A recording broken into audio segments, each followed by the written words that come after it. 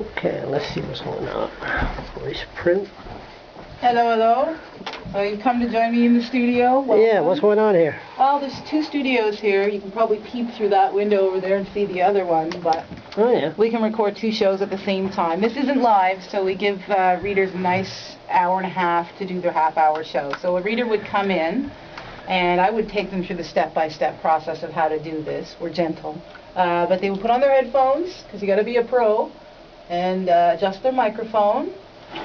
And we'd open up our software here that we use, Studio Recorder. This software was developed for people with vision restrictions, and there are a lot of really basic commands to it. I even put little sticky stickers on here so you don't forget how to record and stop. And we've got cheat sheets up on the wall, just in case you forget, but it's very easy to pick up. So someone would come in. I only have one story here, but you might have a stack of 7 or 8. Not an Irving story, I hope. This one's by Charles Perry from the Moncton Times and Transcript. Oh my God, you got to ruin it again. Maple season is beginning. Oh well, we got to do what we got to do. This is a lifestyle program, right? So this is a feel-good one. I would start recording. I hope Irving don't take me for copyright. That's right. No, we're good. We've taken care of. We've crossed our T's and dotted our I's that way. So I would begin recording. You can see the seconds tick away there.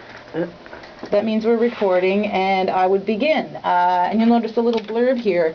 If someone's listening, we want them to know who wrote the story, what the story's called, to give them some context. And it also takes care of our copyright agreement at the same time.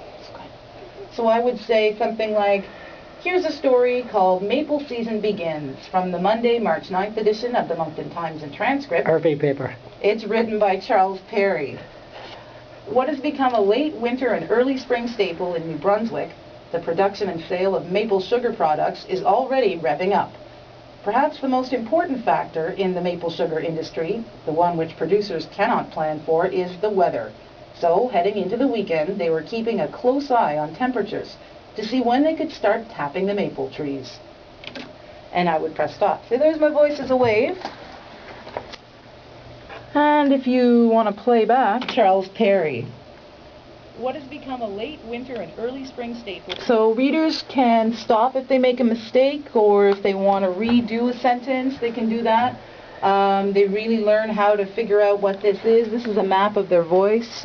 You can start to identify things like your lips smacking or heavy breathing or anything like that. Start all over. From the top? Yeah. Alright, let's see what we got here. Hear my voice. That means we're recording, and I would begin. And you'll notice a little blurb here. If someone's listening, we want them to know who wrote the story, what the story's called, to give them some context. And it also takes care of our copyright agreement at the same time. So I would say something like, here's a story called Maple Season Begins, from the Monday, March 9th edition of the Moncton Times and Transcript. It's written by Charles Perry. So that's how you do it. That's how you do it. There's a time limit. All the shows are half an hour long, and they're fed into a national schedule. So if you were listening on your television, you might hear news from out west. You might hear a lifestyle show from Toronto or a business report. But people like me in offices like this all over the country are putting shows together and sending them to a main database in Toronto. How many people you got a day visit your site, you know? All we know really is that we're broadcast into 8 million Canadian homes. We do have a way of finding out how many times people are hitting the website called Web Trends, and they vary. It depends. It comes out every 3 months. They'll send us a report to say how many times people hit the Fredericton grocery specials or the Halifax. Do you advertise, or? Some of our advertising we do, but since we're not for profit, we can only do so much advertising by law. Where do you get the money?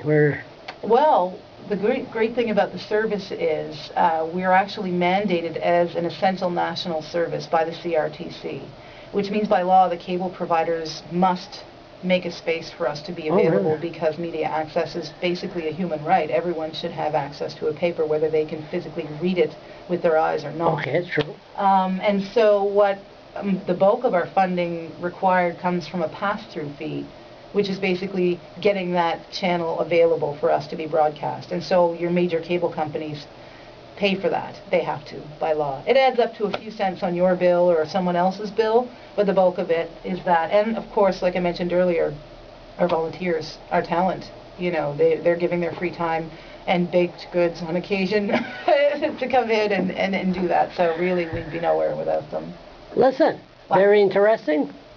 Thank you very much. Come on down for a tour anytime. Anyone who's watching, you know, if you have a little extrovert in you, but you don't want to be on TV, this is the place to be, and it's a great service. I'll do you a favor. I won't come here again. Thank you. Charles.